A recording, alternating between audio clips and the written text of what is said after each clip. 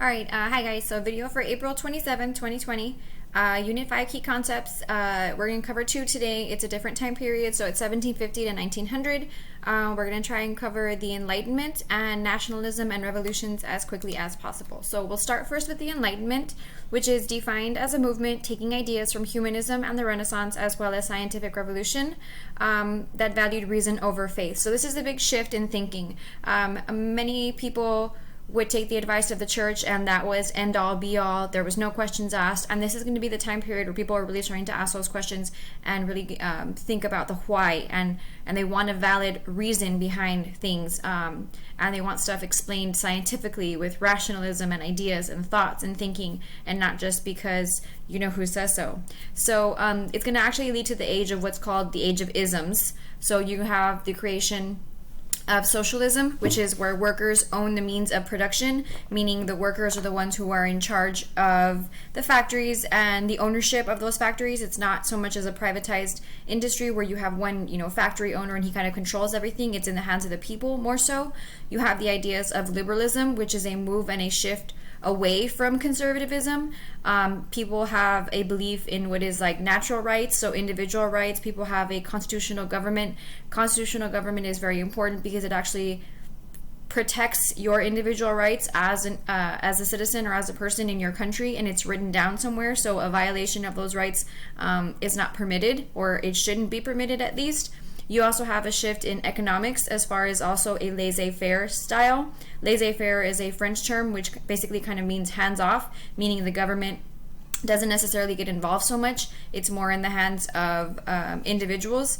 And then you also have a reduced spending on armies. We're going to see not necessarily a period of peace, but we're going to see where rulers are spending way less money on financing the military because of there's not so much to discover anymore at this point until we get to imperialism.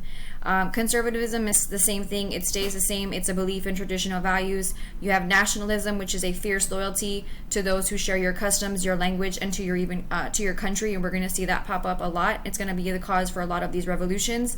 Capitalism, which was created by Adam Smith. He was a Scottish economist. Basically, it's where the means of production are privately owned and operated for profit. So it's kind of the opposite of mercantilism.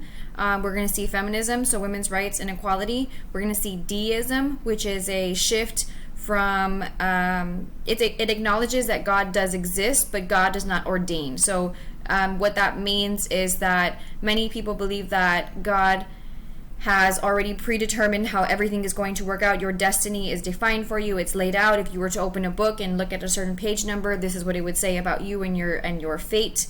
And deism does not believe that. They do believe that there is a higher power, but not that everything is predetermined. And then you have empiricism, which kind of goes back to the idea of the Enlightenment and scientific revolution and all of these thinkings about rational thoughts, using your senses, using your reasoning, using your brain to derive knowledge.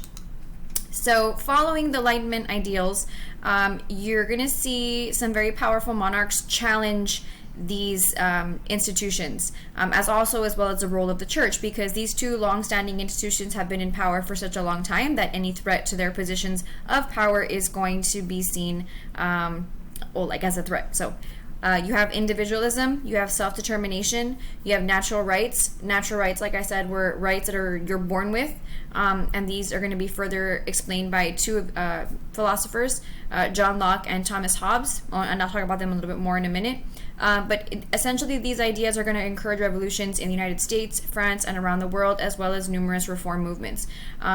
If you were to get asked a question on the AP exam about revolutions, about rebellions, especially during this time period, 1750 to 1900, it's going to go back to the Enlightenment thinkers. It's going to go back to the philosophers. It's going to go back to using reason over the church, using rational thinking over what the monarchs are saying. So it is going to be a huge shift, but the Enlightenment is a pretty safe bet to write about when you're talking about rebellions and revolutions during this time period. So I did mention John Locke. John Locke believed that there was no divine right of kings. He did not believe that kings had this end all be all power, and that they had, absolute right to control everybody and tell everybody what to do. He believed that people, citizens, everyone is born with natural rights, these unalienable rights that cannot be taken away from us. And some of those rights include life, liberty, and property. Most of you were already going to finish that sentence in your head and you were going to say pursuit of happiness. That is because Thomas Jefferson, one of the fathers of our country, took his ideas or borrowed his ideas from John Locke and kind of switched them up. So life, liberty, and pursuit of happiness is Thomas Jefferson. Life, liberty, and property is John Locke, so a little bit different. He believed that we operate on what's called a social contract. According to the social contract with John Locke, people give the government power. And in exchange for us giving the government power, the government is supposed to protect us. If the government fails to do their job, then we have the freedom and we have the right to overthrow that government. This greatly influenced American democracy. His ideas did challenge the power of the Catholic Church, because at the time, the Catholic Church, again, is one of the highest positions, or is in one of the highest positions of power. As well as the power of many kings, because basically what he's saying is that we have rights as individuals, and it doesn't matter whether the church is in charge, it doesn't matter whether the King of France, the England, whoever, whatever country, it doesn't matter what they say. We are protected under these certain rights, and these rights are given to us from the moment we are born, and they should not be taken away from us. They should not be violated, and the government is actually supposed to work for us, not the other way around. We are not supposed to be working for the government. He believed that intelligence was not influenced by ancestry, but instead by education and by environment. So that's also super important, because back then, your last name, ancestry, your ancestors, determined so much in society. If you mentioned your last name and you were the son of, or you were the daughter of, that was very key in their social workings and their groupings, because that told everybody kind of who you were and who your family was, and your social standing, whether you were higher up, in the middle, or in the bottom. And he believed that that's not really what's important. Your last name, your ancestry, your heritage does not make you who you are. It's your education and the environment that you grow up in. So it's what you can become. So essentially, the idea that you can change your fate. Thomas Hobbes was not the complete opposite, but he did have opposing viewpoints. Thomas Hobbes believed that our world is extremely bleak. We are doomed, or determined, or destined, if you will, to live very nasty, brutish, short lives. So if you've seen what's that movie, Lord of the Flies, or if you've read the book The Lord of the Flies, essentially like that. Little kids become savages, they start killing everybody. Craziness. He believed that the only way life can be better for us as humans is that we have to give up all of our individual rights to a very, very strong monarch, and have that very, very strong monarch then determine what is right for everybody, because that is the only way that we can have law, and that is the only way that we can have order. Because if we don't have very strong, regimented rules set in place, us as humans, we are natural born rule breakers. We're going to want to break the rules. We're going to want to be savages, if you will.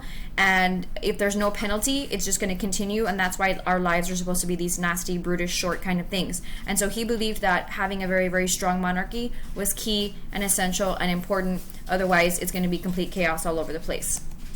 So a lot of the Enlightenment does come from these thinkers known as philosophes. Philosophes, again, is also like a French word, which it looks like and sounds like philosopher. These are thinkers, writers who explored the social, political, and economic theories of the time. And a lot of this was motivated because of the growing literacy. People are reading more, especially amongst populations that normally wouldn't have access to books or writings or different things like that. And also the fact that writings are now being put in the, how do I say it, in the language of the people. So it's no longer Latin or Greek, or this very advanced, sophisticated, educated languages. It's English, it's German, it's the language that people are speaking on a daily basis, so it's a lot easier for them to read. These ideas became very, very popular during the 17th century, and that influenced writers like Benjamin Franklin, Thomas Jefferson, and Adam Smith, which, as I mentioned, was like the father of capitalism. It also did influence some other thinkers, Enlightenment, philosophers. You have Baron Montesquieu. We took a lot of ideas from Montesquieu, especially in regards to checks and balances. So checks and balances, you guys might know it in our legal system as the judicial branch, the legislative branch, and the executive branch. I almost forgot for a second. And also the separation of power. So he believed that it was very important that no one specific power held or no one specific entity held all the power in the government, that the power be separated and divided into this system of checks and balances so that it doesn't become corrupt. Then you also have the ideas of Voltaire. Voltaire advocated for civil liberties or civil rights. He encouraged enlightened despots, which is despot is another name for like monarch or a king, especially like Catherine the Great and Frederick the Great, to institute these enlightened policies. I should also mention that Voltaire was exiled from France because people found his ideas pretty threatening to the government. Catherine the Great, being from Russia, actually welcomed him into the country, and then when her people started rebelling, she was like, no, kick him out, and she started burning his books. So there is some controversy behind Voltaire, but he will encourage the French Revolution, and he will also encourage the American Constitution, especially with his ideas of religious liberty. So some other philosophers, Adam Smith, I mentioned it a couple times already. He wrote a book called The Wealth of Nations, which encouraged capitalism, which is kind of what our economy runs on. The idea of having this laissez-faire economics, hands-off from the government is less involved. The government doesn't tell you what to do. If you're a private business owner, you can kind of be the one to make the decisions in your business. And so it's a big push and a big move away from mercantilism or mercantilism, depending on how you pronounce it. Because in mercantilism, all of the money is supposed to go back or directly to the country. So if you're from Spain, you buy Spanish goods and you buy Spanish goods only. If you're from France, you buy French goods and you buy French goods only. And this type of economy encouraged people to buy and sell and trade to whoever was going to make them the most money. So it's whoever made them the most profit. Then you have Thomas Paine, who was a staunch deist, and he was very anti-church. Remember, going back to that idea of deism is that, yes, there is a God, but he does not predetermine or predestine anything. And so that's very against the institution of the Catholic Church, and so he was seen as a threat to the church at the time. He wrote a very famous book called Common Sense, which if you've taken 8th grade U.S. history, you guys probably had to remember. Okay. So, some reactions to the Enlightenment. As industrialization grew, life in cities for the poor and those who worked in factories became tougher and tougher. And that has a lot to do with the fact that the situation for them was just very, very harsh in general. If you see me, I'm moving myself because I'm trying not to block it, but I'll move myself in a little bit later. Okay, so life became tougher and tougher, especially for the people who were living below poverty level. The pay was not great. They didn't have to have specialization of labor. They didn't have to have special skills. And there was so many people that were ready to replace them. So they were at risk of losing their jobs all the time. And so they didn't, rock the boat or question anything. The government was not very hands-on as far as it came to regulation. So a lot of Enlightenment thinkers wanted the government to have a more hands-on approach as far as it goes when it comes to rights of workers. They wanted to help the workers have these guaranteed rights of protection, things like sanitation, things like labor conditions. You can't work 18 hours a day. You have to have a lunch break and things like that. You have to have running water. It has to be clean. You can't work next to an open sewer. Things that are going to protect the people, because if you're working in a dirty environment or you're overexhausted, it's going to be very, very bad for your health, or you're going to eventually even end up dying. Many Christians actually called for increased charity from the government as well. So you will have this idea that develops what's known as utopian socialism. Utopian socialism is a complicated term, so I'll try and explain it as best as I can. The word utopia comes from Sir Thomas More, who was a writer and a thinker, and even became a saint in the Catholic Church in the 1500s, around the time of King Henry VIII, the guy with 6 wives. Utopia was supposed to represent what he believed was a perfect world. So utopian socialism is the idea that in a perfect world, this is what it would be. The trouble with this, guys, is that it sounds really great. It does. It sounds amazing, but having a society that's actually built on these ideas, that runs efficiently, that works, that's the difficult part. That's the part that people haven't been able to figure out, which is why utopian socialism doesn't essentially exist. And some people may argue with me on that, and that's totally fine, but that's just my viewpoint, and I just want you guys to think about that and consider that. Because when he wrote Utopia, it was actually a satire, which means he was making fun of the situation. So, okay, sidetracked.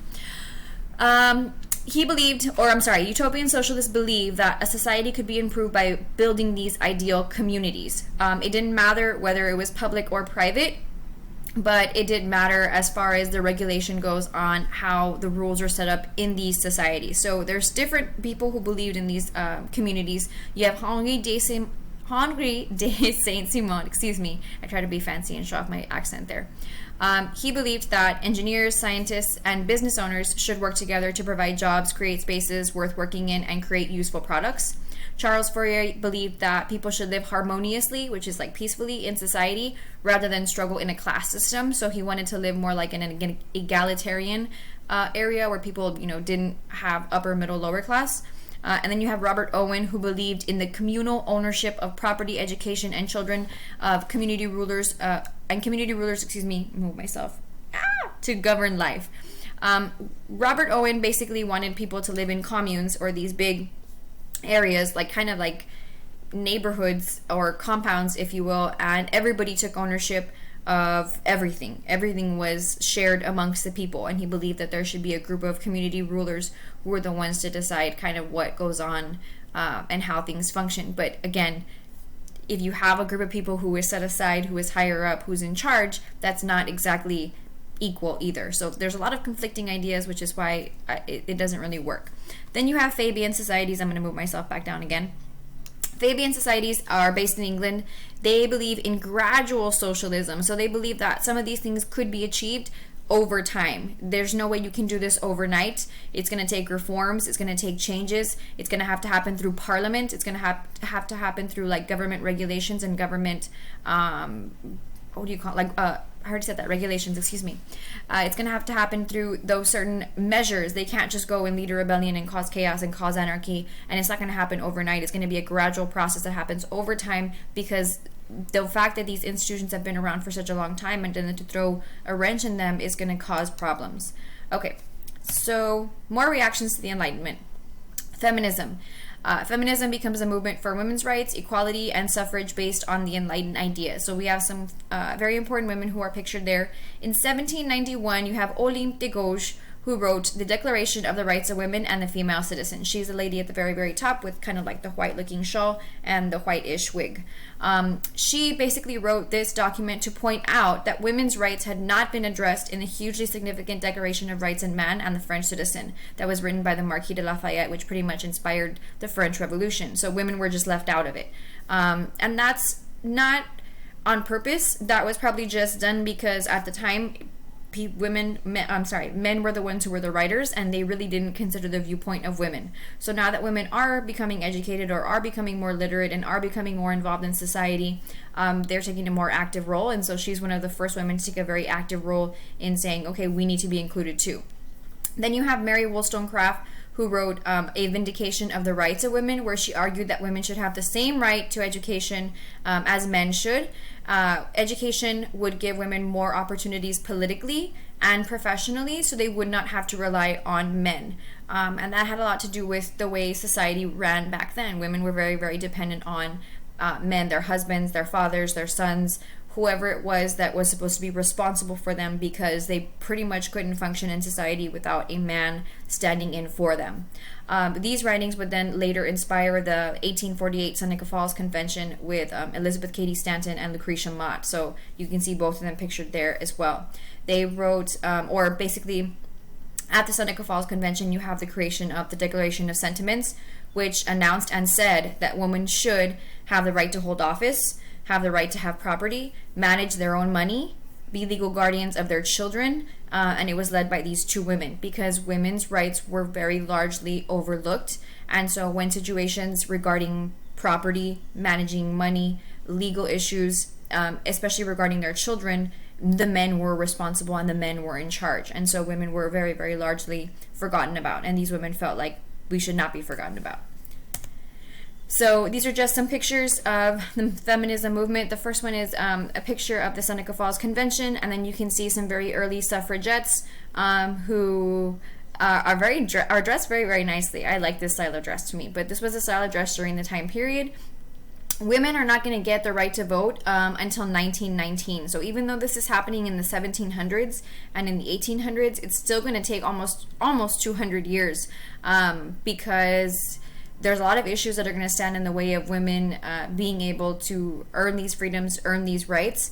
And then in the middle also of all this suffrage movement, you're going to have World War I that's going to throw in or get thrown in there, and it's going to get pushed back on the back burner as far as the president goes, and he's going to just say, you'll get your turn, just give me some time, and it will get passed. It's the 19th Amendment, but it is going to take some time and almost 200 years. Okay, so some more reactions to the Enlightenment. I'm actually going to move myself up here. Abolitionism. Abolitionism is a reform movement encouraged by the Enlightenment, which was basically the fighting to end slavery and serfdom. The slave trade was made illegal in most places in the early 1800s, but slavery continued in those nations for upwards of 30 years. So the slave trade was made illegal, but not slavery, which is very, very weird, because it basically meant that you couldn't buy or sell slaves anymore from Africa or take them from Africa, but if you already had them, well, you already had them. It's almost like a grandfathered in policy. Europe became more industrialized and serfdom became less important. They're moving away from feudalism. You don't need these big manors. You don't need these big estates. People are not even living in the country anymore. They're moving much more towards the cities because that's where the factories are. That's where the jobs are. And so you are going to see a shift in demographics and in its location. Elizabeth I in England, she actually ended serfdom in 1574. France would end serfdom in 1789. Russia would be the last one to end serfdom in 1861, where 23 million serfs were freed. That is a huge amount of people of their population that pretty much was enslaved. Then you have the idea and the belief of what becomes known as Zionism. After centuries of anti-Semitism around Europe, Jewish people are going to be pushed to have their own homeland. This idea was led by Theodor Herzl. For centuries, and almost since the beginning of time, the Jewish people have been a diasporic community. They have been forced to move from almost every single location that they have ever called home. They have been persecuted. People have blamed them for things. They have always been outsiders or outcasts. And so this move towards Zionism is a move to give them some place to call home where they can be protected. So Europe had not been a safe place for the Jews. They had been expelled in 1492 by Queen Isabella and King Ferdinand of Spain. They had been persecuted even before that during the plague. People blamed them for the plague. They said they had poisoned the water. As we will know even later, they're going to be persecuted even further in World War II. And so Europe has never been a safe place.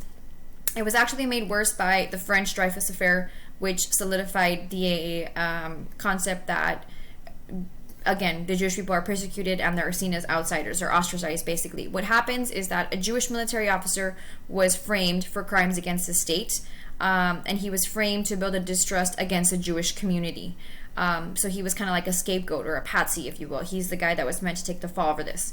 The results was that you would eventually have the establishment of the State of Israel in 1948 after the fall of the Ottoman Empire. That is still going to cause problems because I'm going to take a quick break, and I apologize for this, but the Israelites or the Jewish people were promised this land or territory according to God in the Bible through God's covenant with Abraham and all these other things. But the problem is that the Palestinians were there first. And so they have control of this territory and they were there and it was theirs. And then the Israelites or the Jews were promised this territory. So who does it truly belong to? And that's the fight that's still going on even to this day. So Zionism, even though it was an idea that was thrown around and it was something that was proposed or suggested, it's not going to be something that's solidified. And even, like I said, to this day, they're still arguing over the territory, over the region, over the area. Okay, so more reactions to the Enlightenment. These new ideas of natural rights and what it means to be a citizen actually did encourage more abolitionist movements because people wanted citizenship. They wanted guaranteed protection because citizenship meant that you were given freedom under the Constitution, especially when these monarchs at one time took extreme advantage of the situation. So you have growing nationalism that sometimes challenged abolitionist ideas and Zionism because these people did not share ethnic ties to their community. Remember, nationalism groups you by ethnicity, race, language, culture, customs, and if you don't share those same ideas with the people that are around you, it's going to be very, very difficult to become unified. So despite these abolition movements and despite other things kind of a need for reform, most social hierarchies are going to stay the same, and they're actually going to stick to focusing on race, ethnicity, with freed slaves or serfs being at the bottom. Okay, so then we get to nationalism and revolutions. We're halfway done. Take a sip of my Diet Coke here. Okay, so Enlightenment ideas clashed with conservative traditions, leading to an age of revolutions around the world. These revolutions were based on ideas of progress, reason, and national law, and had two major goals in common. One, a desire for the constitutional government. Again, a constitution is super important because it is a set of written laws that protects your rights as an individual. Two, a desire for democratic process. Okay, where am I? All right, there we go. So the American Revolution, it's rooted in the Enlightenment philosophy and the ideas of free market economy. Very anti-mercantilism because all of our profits were going to Britain. We weren't getting any of the profits, we weren't getting any of the share, and then we also had no representation in their government, and so we were on the short end of the stick. The causes were that the colonists were basically politically independent. We were so far away from Great Britain. The journey could have taken anywhere between 2 to 3 to 4 months, depending on the time, on the season, on the waters, on other factors that are beyond their control at the time. And so many of these states were already pretty self-run anyway. As long as King George was getting his taxes, he really didn't care. And these governors were free to kind of do as they pleased as long as the money kept flowing. The distance from Great Britain had a lot to do with that. And people were very unhappy with the regulations being placed on the colonies, especially by Great Britain without their say. So again, all this stuff was getting decided in England, and then it was getting passed down to us, and we were being told this is what you all have to do without us having any kind of say in the decision-making process. So some important documents, or the important document, is the Declaration of Independence, which was written by Thomas Jefferson. Like I mentioned, heavily influenced by the ideas of John Locke. Life, liberty, property. Thomas Jefferson modified it: life, liberty, pursuit of happiness. And these unalienable rights, these rights that you're born with, these rights that cannot be taken away from you. The eventual outcome is that France is going to actually help the colonists, help the Americans eventually become free from Great Britain and establish a constitutional republic. So France gets involved. Louis XVI sends reinforcements to come and help us. If anybody's seen the movie The Patriot, I love that part where he's like, trust the French, and then the French finally show up with the Navy. Because that part is true. If it wasn't for them, we probably would have lost. And so we really needed those resources. We really needed that help. France did not help America because they were nice guys. Or maybe they were. France helped America because they wanted Great Britain to lose. And that's really probably the truest rationale or motivation behind it, is that France and Great Britain were enemies for a really, really long time. And you guys know the expression, the enemy of my enemy is my friend. So essentially, that's basically what happened. They wanted Great Britain to lose, and so they definitely wanted to help out the Americans. It will eventually cause problems for the French later because they're going to lend us money and lend us troops and lend us things that they don't actually have. So we really needed them, and they did help us greatly, greatly, greatly.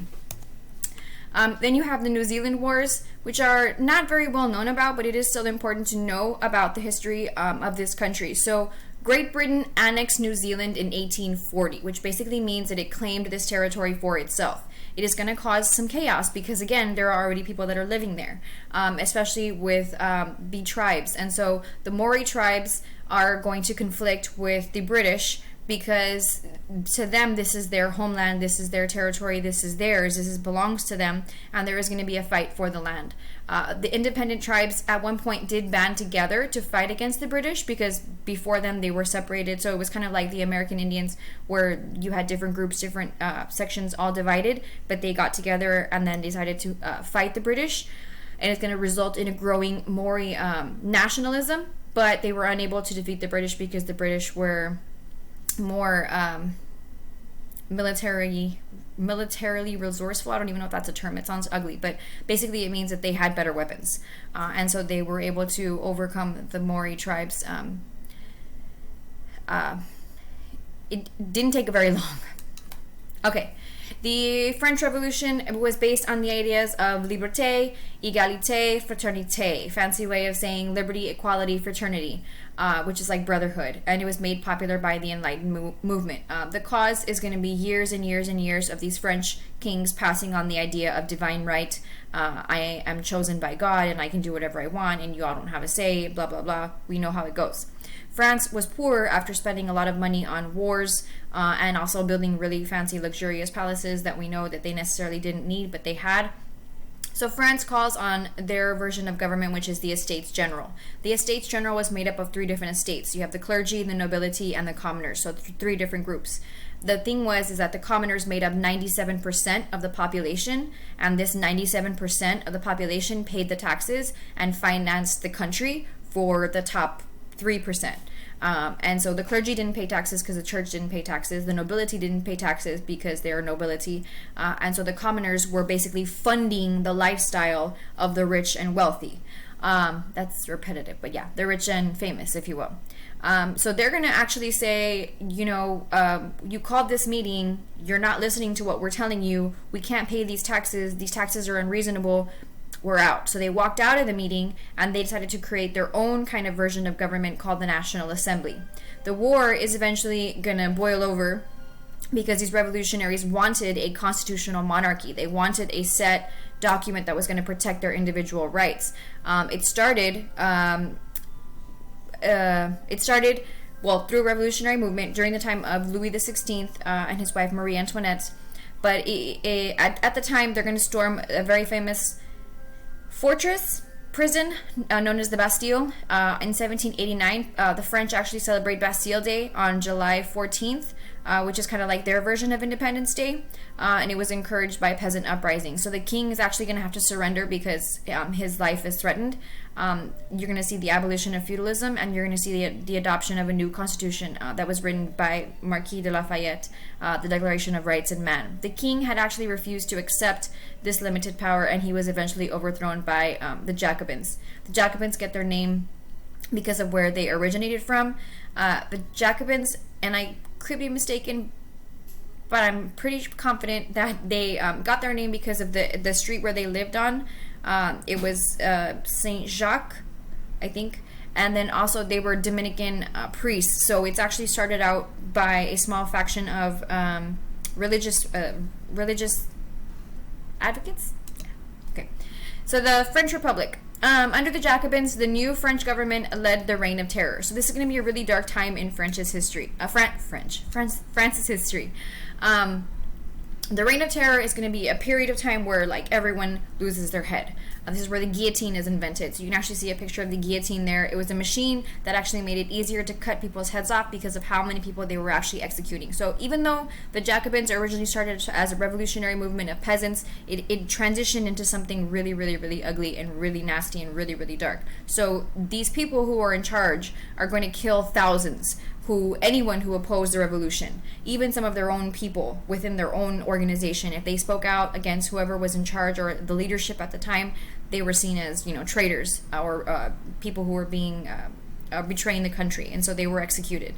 There was a long period of turmoil, until Napoleon Bonaparte, over there with the hand in his chest, a military general rises up, takes power, and then makes himself emperor of France and then reunites the people. So you have pictures up there of Louis XVI and his wife Marie Antoinette, who were famously executed for what they believe were their crimes against the French Republic. The Creole revolutions in Latin America. So Creoles owned businesses and were upset with Spain's mercantilist policies. The Creoles and the Mestizos wanted more political power, and they resented the power of the Peninsulares. So I mentioned this in my last video. Peninsulares are at the very, very top. They are 100% European-blooded, and they are born in Europe. Criollos are different because they're 100% European-blooded, but they are born in the Americas. And so there is a differentiation, there is a separation. They're also seen as second-class people because they are not born from the mother country. And so mestizos are mixed in general. They're mixed Indian, mixed European, and they resented the fact that they weren't given the same opportunities as other groups. You're going to see this pop up in Mexico, but you're also going to see this pop up in Latin America as well. So you have a desire for independence growing amongst the Creole class. However, they did not want any help from the mestizos, the indigenous, or the mulattoes. Mulattoes are a mixture of black and European. Because of what happened with Haiti and the fact that in Haiti, the slaves rose up and overthrew the government and now have complete control of the government, the Creoles in these South American countries did not want that to happen. So how do I explain this? The Creoles are still European-blooded. The only difference is that they were born in the Americas. They were not born in Europe. They still also see themselves as above or superior these other groups. And because these other groups have been victorious in other revolutions in the past, they don't want their help. They are afraid of them taking over. So take, for example, Simon Bolivar. Simon Bolivar was a criollo. He was extremely wealthy. He actually could fund his own military, which he did. And he was also very well educated and well versed in Enlightenment ideas. He's famous for writing the Jamaica Letter. It was aimed at rich Creoles to join the cause. It was aimed at rejecting the ideas of mercantilism because they didn't want Spain to become wealthy off of their hard work, and they wanted reform. So they were outlining these liberal ideas. His goal was eventually, and what he did, was to establish what he called Gran Colombia, which is like a version of the United States in Latin America. His wars were extremely expensive, and Latin America did suffer for his dream. The armies eventually are going to become loyal to caudillos, which are kind of like warlords or strong local leaders who would eventually also resist these democratic ideas and rules of law as well. Okay, so results of the Creole revolutions. New constitutions and governments were established in Latin America, but things weren't super different. Social hierarchies still dominated society, even though slavery had ended, and non-Spanish speakers were still denied most rights, especially Indians. Native Indians didn't have any rights at all. The Creole class remained the upper class, and that stayed conservative. Women gained very, very little in the Latin American revolutions. Some other challenges to rule. You have a picture there of Lola Rodriguez de Tio. She was a poet who actually critiqued Spain's rule over Puerto Rico and Cuba. Her writings encouraged the Enlightenment ideas of equality and education, leading to uprisings in Spain. Spain also controlled the Philippines, where educational opportunities were limited. Many young men had to leave and had to go study in Europe, where they brought the Enlightenment thinking back to their own country. And then you're going to see a growth in nationalism and republicanism as well. Jose Rizal, the picture there, led the propaganda movement. He began to print publications that started calling for more freedom, especially in the Philippines. Not independence, but freedom. He was eventually jailed and killed, and people were extremely shocked and upset, and that actually rose up for real independence in 1896. So he just wanted reform, he just wanted change, and it ended up causing an actual rebellion revolution. Okay, so nationalism and the unification of Europe. Italian unification.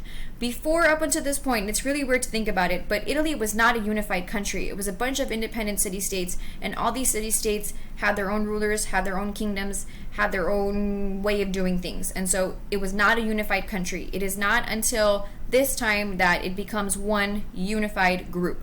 So it's a peninsula that's divided into, like I said, local kingdoms and city-states. You have this guy known as the Count de Cavour, who decided to unite them all under the national identity of being Italian. So this is where nationalism plays a big role. He used a practice known as realpolitik, which is practical politics and Enlightenment ideas. He orchestrated a series of wars to weaken the Austrian influence, because they do share a border with Austria, and over the land. Then you have Giuseppe Mazzini and his idea of Italian resurgence, the Risorgimento, which combined Cavour's ideas and actually encouraged revolutionary fervor, and Italy was then unified. Italy would still remain poor in the 19th century, so they weren't a very wealthy country, and many people are going to immigrate to other countries, especially the United States. Then you have German unification. German unification is a little bit more complicated because at the time Germany as a country didn't exist at all. It was formerly the Holy Roman Empire. There was parts of it that were still under French control. Some of it was called Prussia. It was a bunch of huge territory that was all scattered. And so growing nationalism says that obviously this is bad. If there's so much division between all these groups, you need to have some kind of unification in order to bring them together. So the Prussian leader, Otto von Bismarck, he's going to be popular in World War I, used also realpolitik to make Austria fight two wars. So he's going to manipulate the behind-the-scenes kind of things to get people involved and to get things moving. So he's going to manipulate basically Prussia and France into one war. He's going to fight two other wars, and he's going to eventually win all three, which makes him extremely powerful in Germany. Nationalism is going to grow, Prussia is going to gain territory, and then Bismarck officially establishes the Kingdom of Germany in 1871. Germany and Italy both become new world powers, and we're going to actually see the growing seeds of nationalism that's eventually going to lead to World War I, because both of these countries are going to fight in World War I, and they're going to be on the same side until Italy switches sides. Okay. Then you have Balkan nationalism.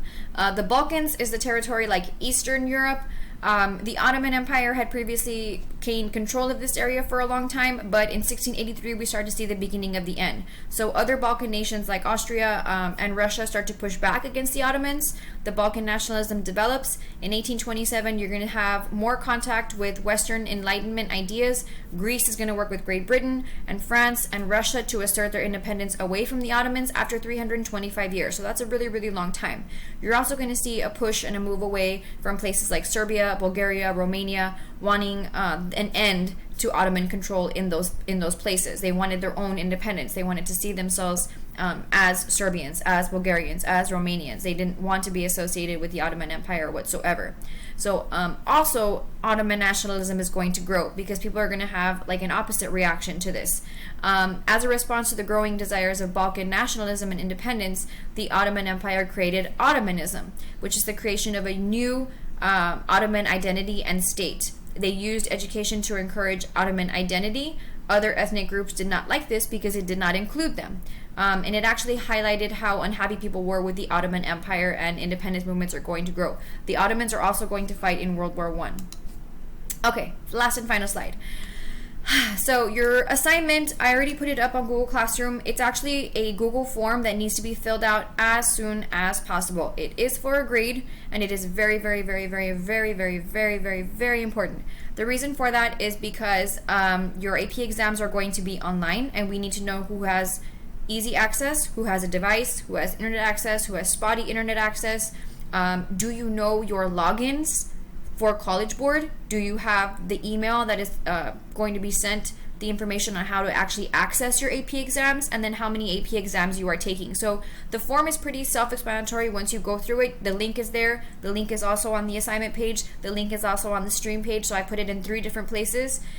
Please fill it out as soon as possible. It's due no later than Wednesday, April 29th. So if you can do it now, awesome, amazing, great. We need to know as soon as possible who is having trouble accessing this information, or if you have to go in there and reset your password for AP College Board, because if you cannot log in, then you will not have access to the AP exams.